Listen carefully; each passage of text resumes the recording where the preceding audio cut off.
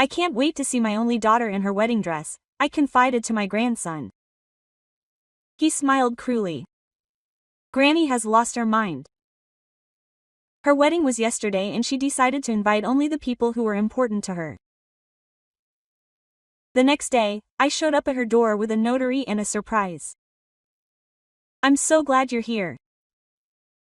Follow my story until the end and comment to tell me what city you're watching from. That way I can see how far my story has traveled. I've been in this world for 6 years and I never thought my own grandson would stab me so deeply in the heart. Teo was sitting in my living room with that smile that used to melt my soul but now seemed to have something sinister about it.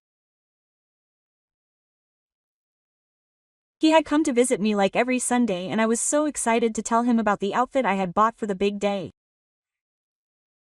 I can't wait to see my only daughter in her wedding dress, I told her as I pulled the navy blue dress out of the closet.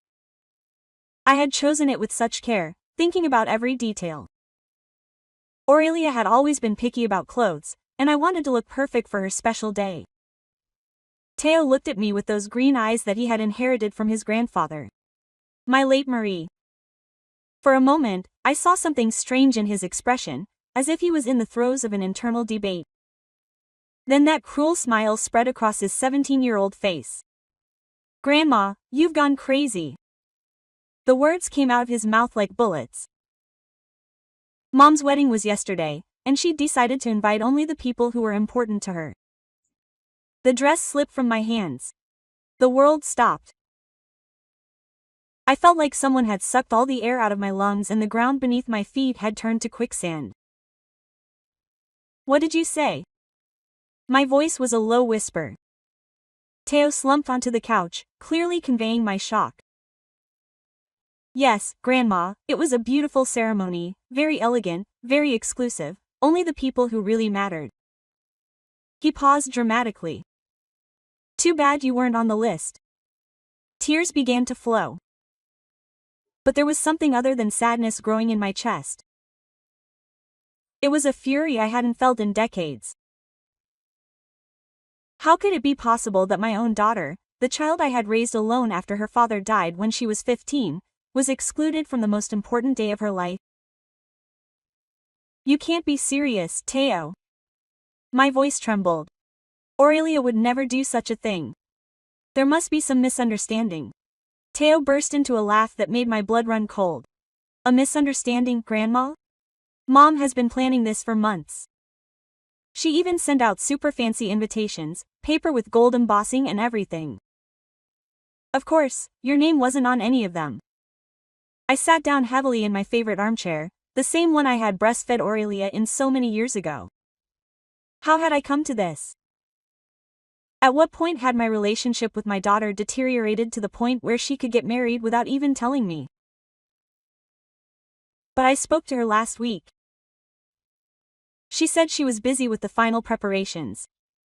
The words came out in a jagged sound. I thought she would call me with the details. Oh, she was very busy. Teo continued with that adolescent cruelty that now seemed calculated and not accidental. The place was incredible.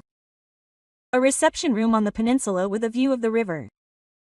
It must have cost a fortune. And the dress? My goodness, Granny.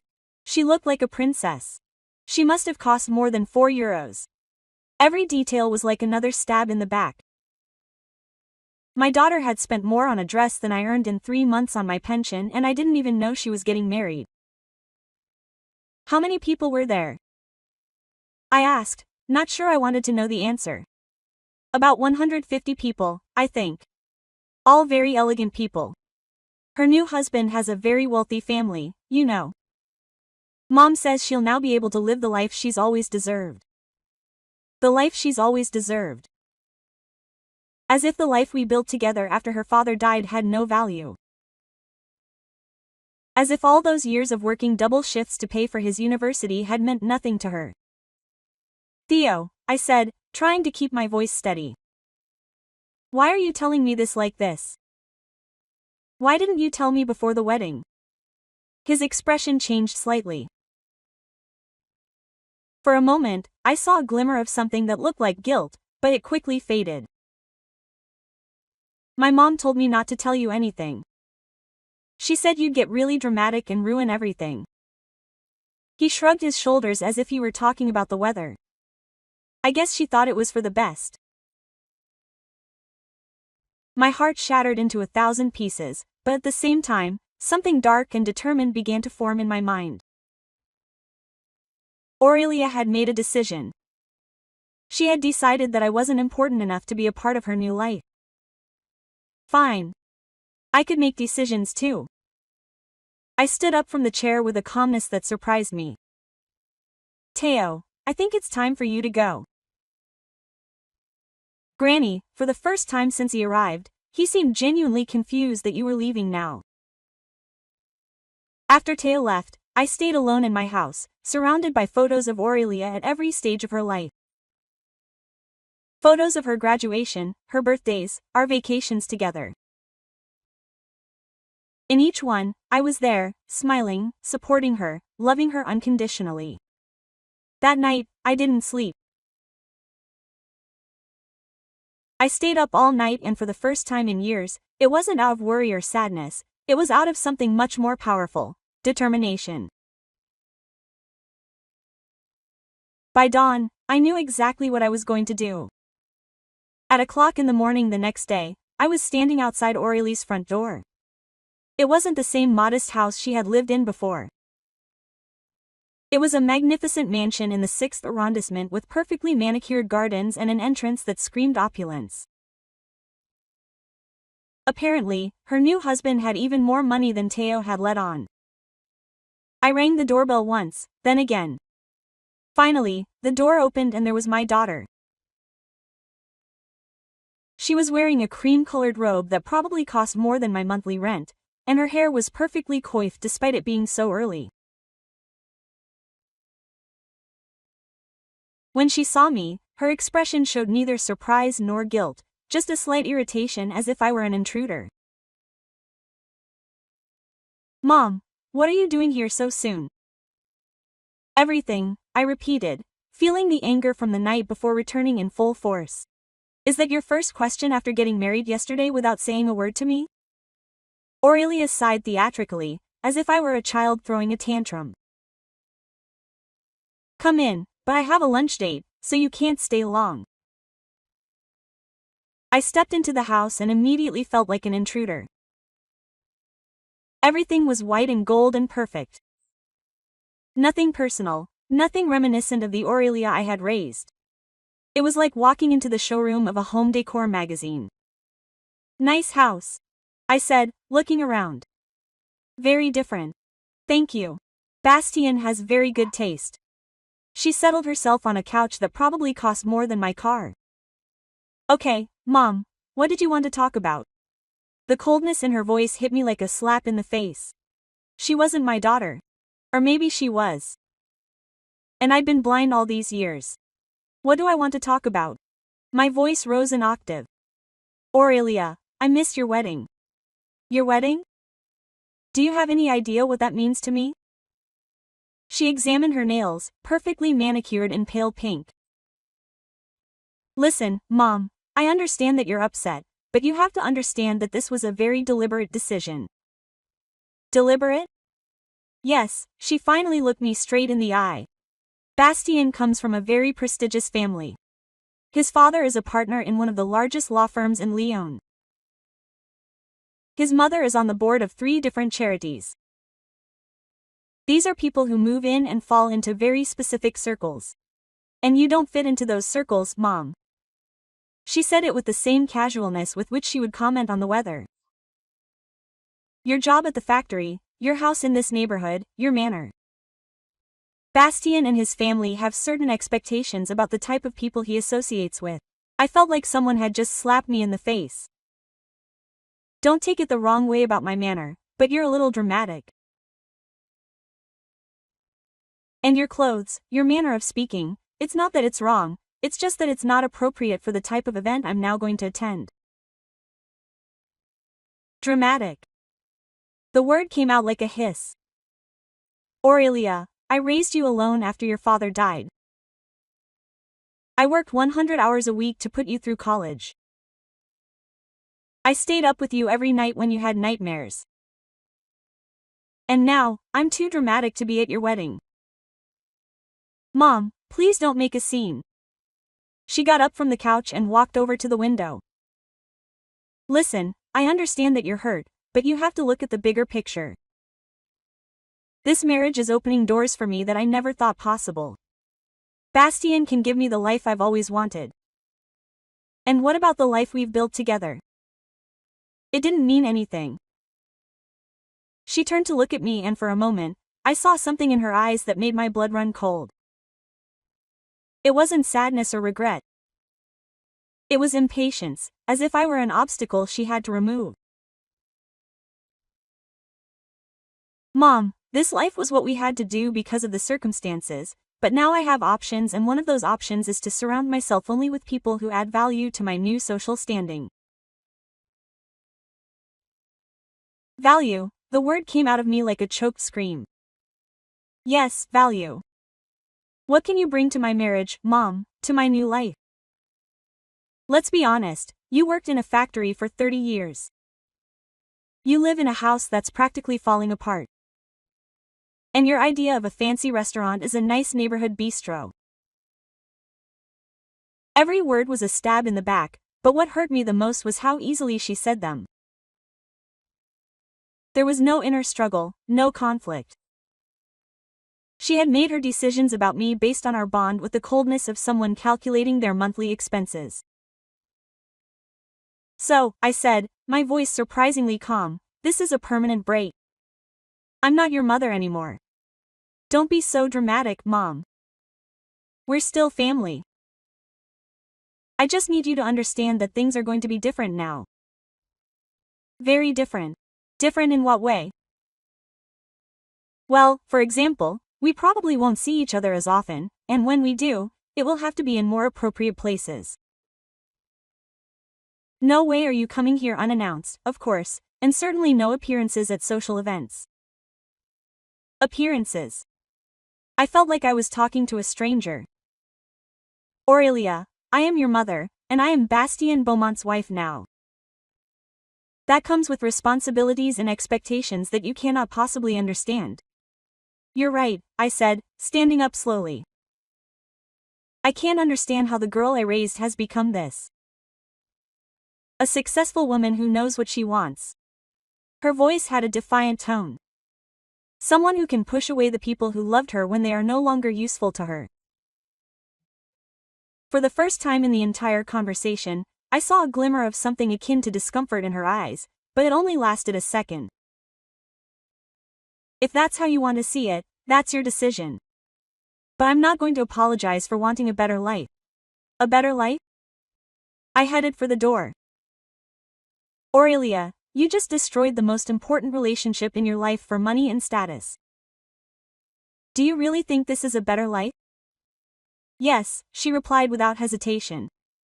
Definitely. I walked out of that house with a broken heart, but also with something I hadn't had in a long time. Absolute clarity. My daughter had made her choice. She had weighed the unconditional love I had given her entire life against the social and economic benefits of her new marriage, and she had chosen the latter. As I walked to my car, I pulled out my phone and dialed a number I had found on the internet that morning. Rockford and Associates Law Firm. Hello, I need to speak to a notary, it's urgent. It was time Aurelia learned that decisions have consequences. 3 days after the most painful confrontation of my life, I was once again at Aurelia's door. This time, I was not alone. Maitre Corbin, a notary in his 60s with gray hair and a serious expression, accompanied me. He carried a black leather briefcase containing documents that would change everything forever. Aurelia opened the door with the same irritated expression as the previous time. But when she saw the man in the suit at my side, her brow furrowed with curiosity. Mom, what's that? Her voice had a wary tone that hadn't been there during our previous encounter. May we come in? We have important business to discuss. For the first time since this nightmare began, I saw a glimmer of uncertainty in my daughter's eyes. She let us in but stayed by the door as if she were ready to throw us out at any moment. Orally, I began with a calm tone that I had practiced for 3 days. This is Master Corbin. He is a notary and he is here to witness some important changes that I need to make. Changes? There was now a note of alarm in his voice. What kind of changes? Master Corbin opened his briefcase and pulled out several documents. Mademoiselle, your mother has hired me to witness and notarize amendments to her will as well as changes in the ownership of several important assets. I saw the color drain from Orly's face. Her eyes darted rapidly from the notary to me as if she were trying to comprehend what she was hearing. Mom, what is he talking about? Sit down, Orly. My voice was firm, but not cruel. It's time you knew exactly what it means to reject your family. She sat down slowly on the white couch, her hands shaking slightly. It was the first time I had seen her show any vulnerability since this whole situation began.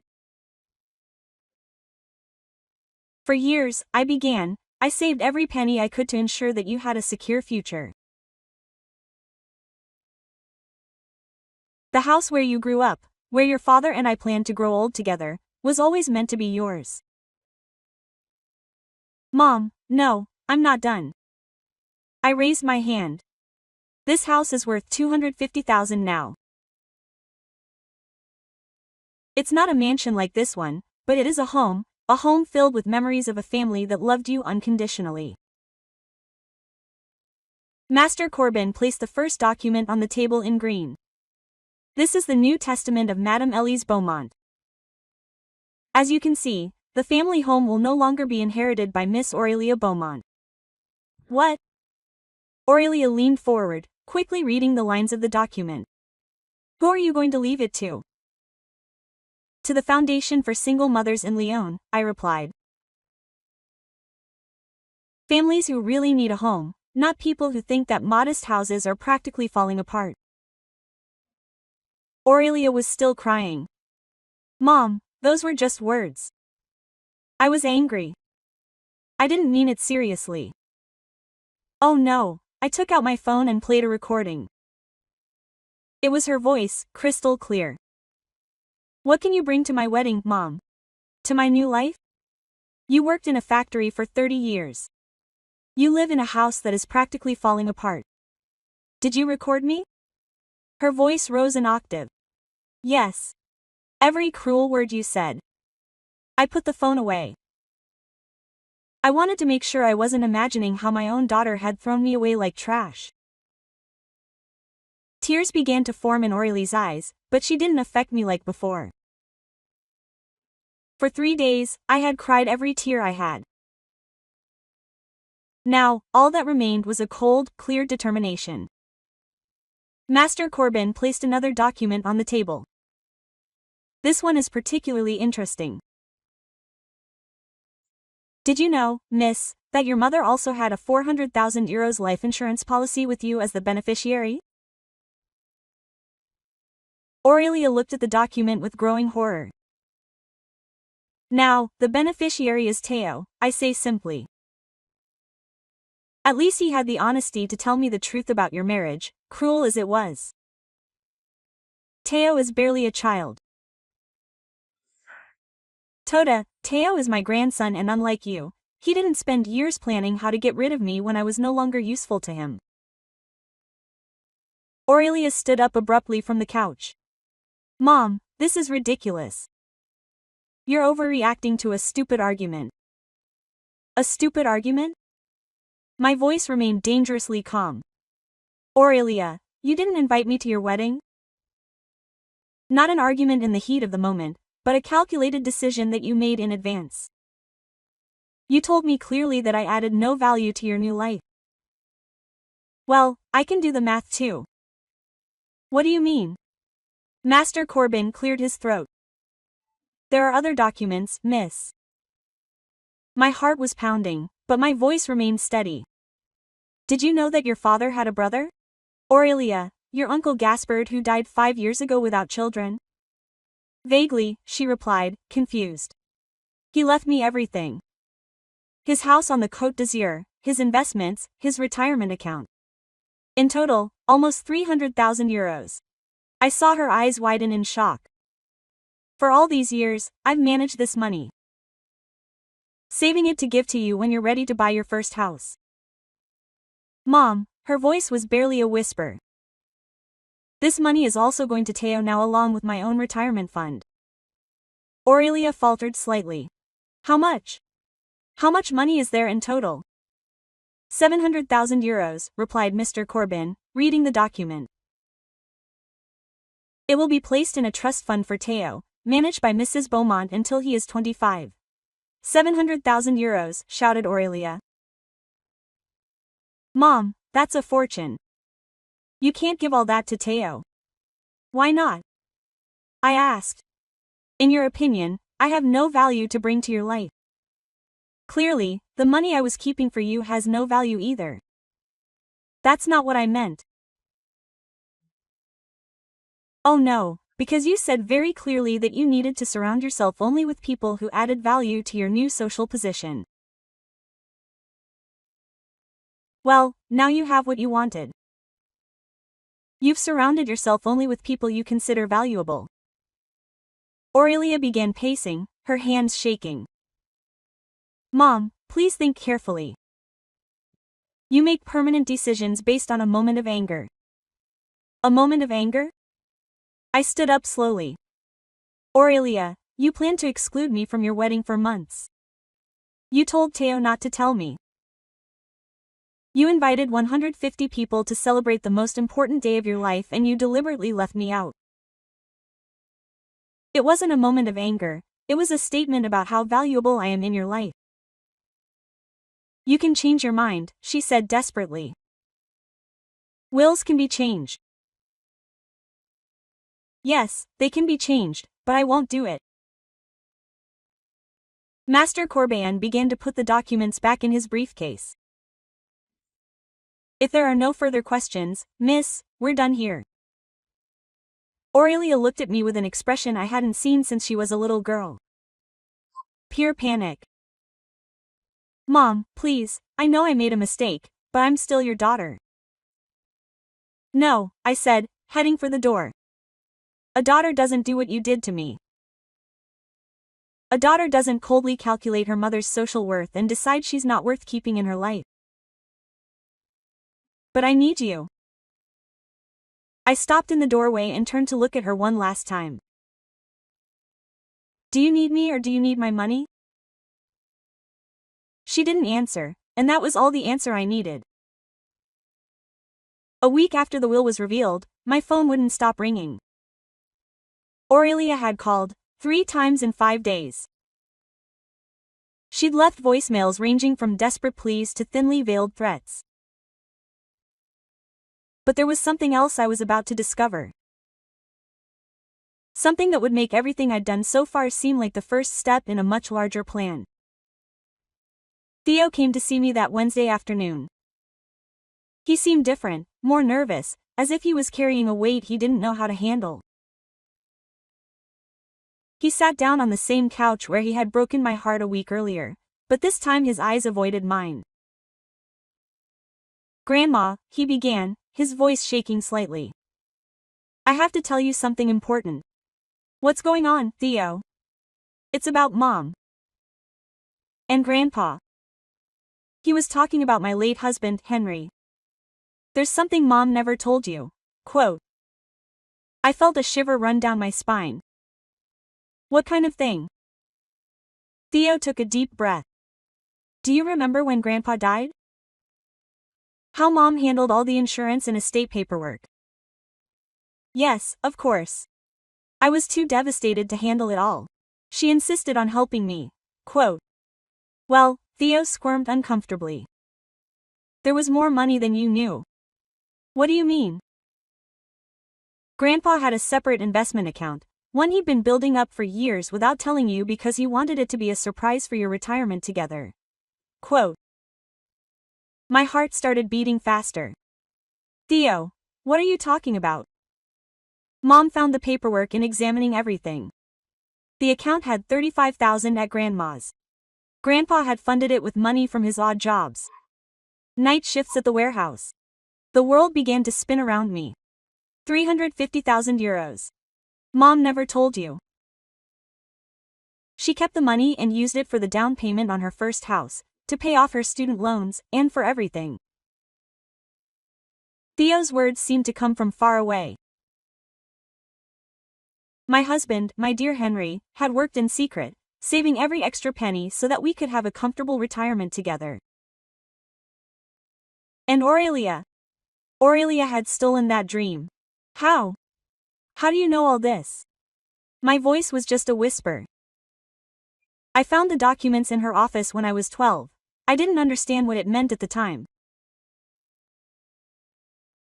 But when I got older and started asking questions, she told me it was better if you didn't know, that it would hurt you more to know that Dad had kept secrets. And you believed him? Theo lowered his head, ashamed. She was my mother, Granny, and I was just a child. But now, after what she did to you with the wedding, I can no longer keep quiet. I stood up from the couch, shaking. It wasn't just because of the financial betrayal, although that was devastating. It was the realization that Aurelia had manipulated me for years, making decisions about my life without my knowledge, controlling information that rightfully belonged to me. Is there anything else, Theo? He asked, not sure he could handle any more revelation. Yes, he whispered. There's also something about Uncle Gaspar's account. What about that? My mom made me sign some papers last year. She said it was for taxes, but I think she named me the beneficiary of that account too. Not just the money you were going to leave her. What? Granny, I think Mom was planning on having you sign documents to transfer Uncle Gaspar's money into my name with her as trustee until I was 21. The room went absolutely silent. The extent of Aurelie's betrayal was greater than I had imagined. Not only had she excluded me from her marriage and insulted me cruelly, but she had orchestrated a plan to control all my money. Theo, I said in a voice I didn't recognize as my own. Do you have those documents? Yes, I brought them with me. He pulled a folder out of his backpack. I thought you should see them. I examined the papers with trembling hands. It was all there. Trust transfer forms, financial guardianship documents, even a draft of a new will naming me as incapable of handling complex financial affairs due to my advanced age. Incapable, I read aloud. I'm 62, not 92. Grandma, Theo gently touched my hand. There's something else you need to know. What else could it be? Mom told everyone that you were starting to have memory problems, the family, the neighbors. She even went to talk to your doctor. What? The fury I felt at that moment was unlike anything I'd ever experienced before. Did she go talk to Dr. Renaud? Yes, she told him that you were showing signs of confusion, that you sometimes forgot important things. She was building a case to prove that you were not competent to manage your own money. I sat down heavily, the full awareness of Aurelie's betrayal hitting me like a wave. This wasn't just the marriage thing, it was a carefully orchestrated plan to isolate me, control my money, and ultimately take control of all my assets. Why are you telling me all this now, Theo? Because after seeing you suffer so much because of the marriage, I couldn't be a part of those lies anymore. And because he stopped, struggling with the words. Oh. Because what? Because she told me that after we took control of your money, we should probably put you in a nursing home. She said it would be best for you, but I knew it was really because she wouldn't need you anymore. The tears I had been holding back finally spilled out. Not tears of sadness this time, but of pure, righteous rage. My own daughter had planned to steal my independence, my home, my dignity. All for money. Theo, I said, wiping my eyes. Would you be willing to testify about all this if necessary? Testify in front of a lawyer or even a judge if it came to that. Theo nodded firmly. Yes, Granny. It's time for Mom to pay for what she did. I stood up and walked to the window, looking out at the street where I had grown up, where I had built a life with Henry, where I had raised a daughter who now saw me as nothing more than a source of money to be exploited. Theo, I said without turning around. Do you know what's the saddest part about all this? What, Granny? That if Aurelia had come to me honestly. If she had told me she needed financial help or wanted some of her inheritance up front, I probably would have given it to her because I loved her. I turned to look at him and for the first time in days, I smiled. But it wasn't a happy smile, it was the smile of someone who finally understood who she was dealing with. Now, Theo, your mother is going to discover that this game of manipulation takes two people, and I have many more years of experience. It was time to make some calls. Aurelia wasn't the only one who knew how to plan. Monday morning, exactly 2 weeks after discovering that I had missed my own daughter's wedding, I was sitting in the office of the most prestigious lawyer in Lyon. Isabelle Rochefort had a fierce reputation in cases of financial fraud and abuse of weakness. Her office on the 34th floor of a skyscraper in the business district screamed success and competence. Madame Beaumont, Mr. Rochefort said, reviewing the documents Theo and I had brought. This is one of the most calculated cases of family financial abuse I have seen in my 25-year career. Theo sat next to me, nervous but determined. He had insisted on coming with me, saying it was time for someone to defend his grandmother. How serious is the situation legally? Quote. I asked. Very serious. Your daughter committed fraud by taking 350,000 euros from your husband's investment account. This is theft, pure and simple. Furthermore, attempts to manipulate your medical reputation to have you declared incompetent constitutes abuse of weakness under French law. And what can we do about this? Put Rochefort on the spot. Quote. And that was not a pleasant smile. There are many things we can do. First, we will file a criminal complaint for fraud. Second, we will sue him civilly for the 350,000 euros. Plus interest. Compounded over the last 7 years, that would be about 5,000 euros now. Theo whistled softly. Mom could go to prison. Fraud of this magnitude usually results in 2 to 5 years in prison, the lawyer replied. Especially when there is evidence of premeditation and psychological manipulation. I want you to know, I said cautiously, that I am not doing this out of revenge. No, Mr. Rochefort raised an eyebrow.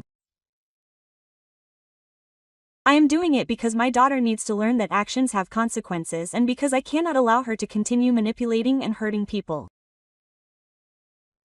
What do you mean? Theo cleared his throat. Granny, there is something else I haven't told you. My stomach nodded. What else? Mom also manipulated Bastien's family, her new husband. She told them stories about you, portraying you as a toxic and abusive mother who ruined her childhood. What? The word came out like a scream, choked. She told them you were an alcoholic, that you beat her up, that you forced her to work from the age of 14 to maintain the house. Basically, she made up a whole story of abuse to explain why you didn't want to be in her life. Maître Rochefort put down his pen. Do you have any proof of these slanders? Theo took out his phone. I recorded a conversation she had with Mrs. Beaumont, Mom's stepmother, last week. He played the recording. Aurélie's voice filled the office. My mother was terrible to me when I was a child. She would hit me with anything she could get her hands on when I didn't clean the house perfectly. And the alcohol? Mrs. Beaumont, you can't imagine what it was like to live with an alcoholic. I had to hide money for food because she spent everything on vodka. I gasped. Every word was a lie, a cruel fabrication designed to justify her behavior and gain sympathy. The recording continued. That's why I couldn't invite her to the wedding. You know how alcoholics are. Always making scenes, ruining special moments. Bastien and I decided it was best to keep her away. Oh my God, I whispered. Mrs. Beaumont took her word for it, Theo replied. And that's not all. Mom convinced Bastien to lend her 40,000 euros for therapy to help her overcome the trauma of her abusive childhood. Maitre Roquefort quickly took notes. This is defamation with financial prejudice. We are considering additional charges. I couldn't believe what I was hearing. She used it to redecorate the house and buy herself a new car, Theo explained, a pink BMW convertible. She said she deserved it after all those years of trauma. Theo, said Mr. Roquefort. Would you be willing to testify against your mother in court? Theo looked at me, his eyes full of determination and sadness. Yes, I can't let her hurt my grandmother or lie about her anymore. Good. Now, Mrs. Beaumont, there's something else we should discuss. With the evidence we have, we could force your daughter to repay not only the original 350,000 euros, but also seek punitive damages. What does that mean? It means we could sue her for double or even triple the amount of money stolen. We're talking potentially over €1 million. But she doesn't have that much money, I protested. No, but her new husband does. And according to the matrimonial property laws in France, he could be held liable for her debts. Though es ready. It means Bastien could lose his money because of Mom's lies. Exactly. And when he finds out that his new wife is not only a thief, but that she used him to obtain money under false pretenses. The lawyer left the sentence hanging, but the implications were unclear. Their marriage would not, you wouldn't survive this, I whispered. Probably not, especially when the Beaumont family finds out that all the stories about you were made up. I remained silent for several minutes, processing all the information. Aurelia hadn't just stolen money and cut me out of her life. She had built an entire web of lies and manipulation that extended all the way to her new family. Mr. Roquefort, I finally said, I want you to proceed with everything. Criminal prosecution, civil action, everything. Are you sure? This will destroy your daughter's life. My daughter destroyed my life first, and more importantly, she's destroying other people's lives with her lies. The Beaumont family deserves to know the truth about the woman their son married. Very well, we'll start the proceedings tomorrow. As I left the office, Theo took my arm. Grandma, are you sure about this? Once this starts, there's no going back. Theo, I said, looking him straight in the eye. Your mother had many opportunities to do the right thing. She could have come to me honestly. She could have asked for forgiveness after the wedding. She could have stopped the lies at any time. But instead, she doubled down and continued to lie and steal. I know. It's just that she's my mother, you know. And I'm your grandmother and I deserve justice. That night, for the first time in weeks, I slept soundly. Not because I was happy to hurt Aurelia, but because I was finally taking control of my own life. I was no longer the silent victim of my daughter's manipulations.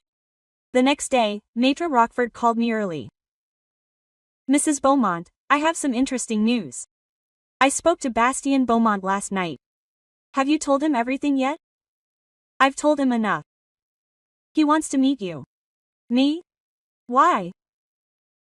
Apparently, some of the things your daughter had told him didn't quite make sense to him.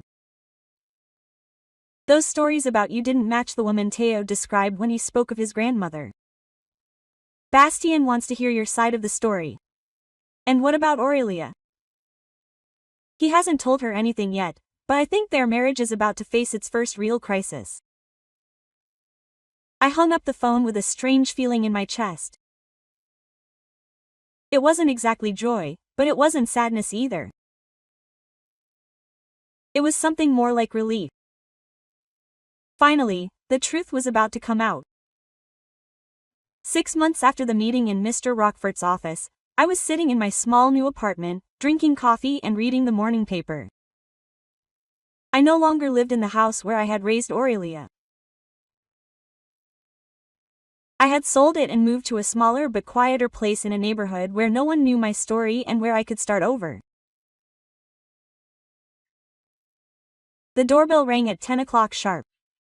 It was Theo, like every Saturday for the past few months. But this time, he brought news. "Grandma," he said, sitting down on the couch with an expression that mixed relief and sadness.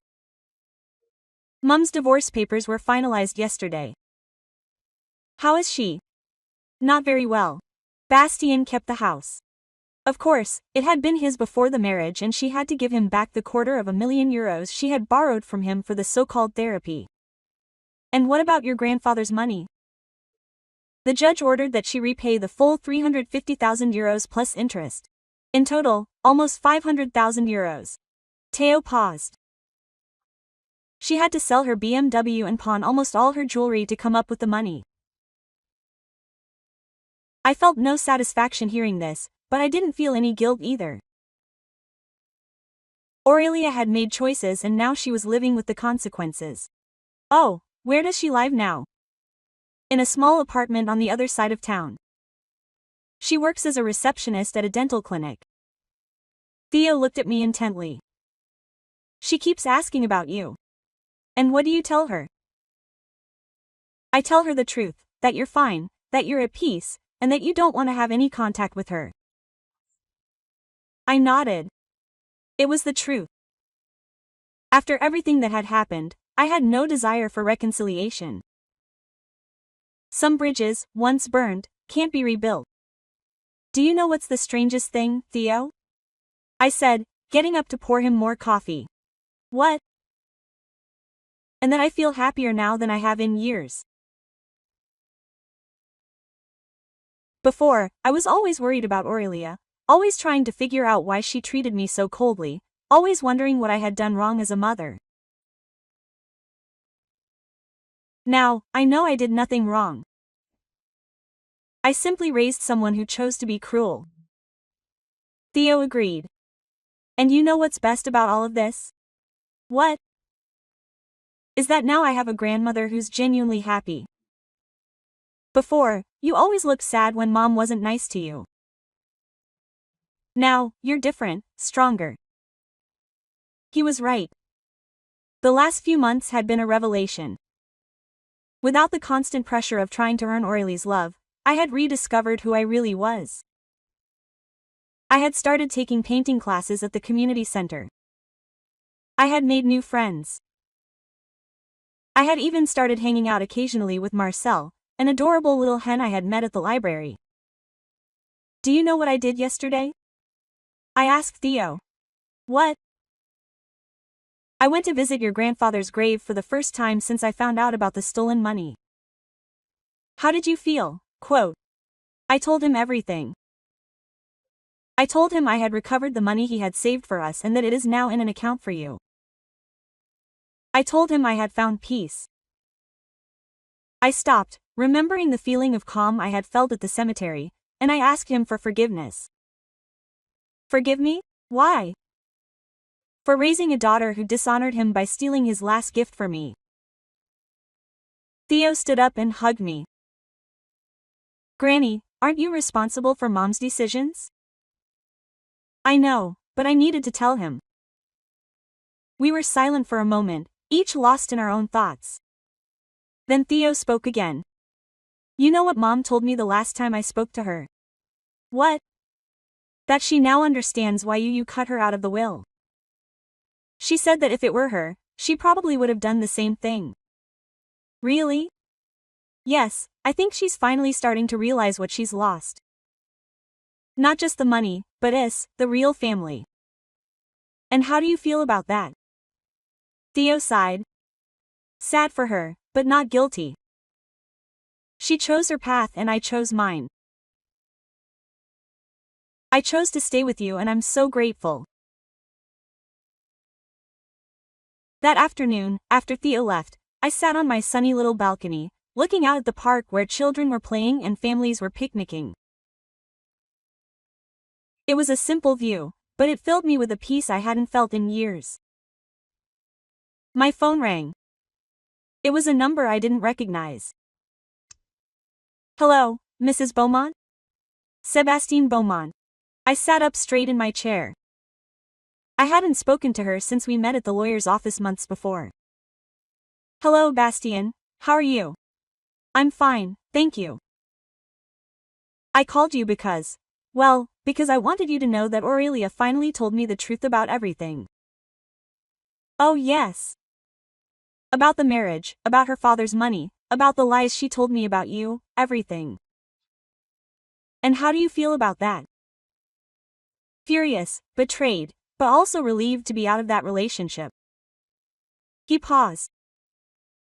Mrs. Beaumont, I want you to know that I deeply regret believing those stories about you. I should have gotten to know the woman who raised Theo better before passing judgment. Basti, you had no way of knowing that she was lying. Maybe not, but I apologize anyway. And I want you to know something else. What? Aurelia is seeing a therapist now. I think she's finally starting to understand the harm she caused. I'm not saying that it erases what she did, but I have thought you'd like to know that she's trying to change. I'm happy to take her on. I hope she finds peace with herself. What about you? Have you found peace? I looked around my small apartment, filled with new plants and books that I finally had time to read, with pictures of Theo and me smiling, and not a single image of Aurelia. Yes, I said with complete honesty. I think so. I'm so glad. You deserve to be happy. After I hung up, I sat in silence for a long moment. There was no victory in what had happened, no sense of revenge accomplished, only a profound and overwhelming sense of freedom. For the first time in decades, my life was entirely my own. It wasn't defined by Aurelie's expectations or manipulations. It wasn't consumed by the need to earn her love or approval. It was simply mine. That night, before I fell asleep, I pulled out a photo I had kept on my nightstand. It was of Aurelia when she was 5, smiling as we built a sandcastle on the beach. For a long time, I had kept that photo, hoping that one day we would have moments like that again. But now I understood that the little girl in the photo had grown up and chosen to become someone different. And I had chosen not to allow that person to continue to hold me back. Hurt. I put the photo in a box in the closet. I didn't buy it because its memories had once been real. But I also wouldn't keep it where I could see it every day. Some chapters in life simply need to be closed so that new ones can begin.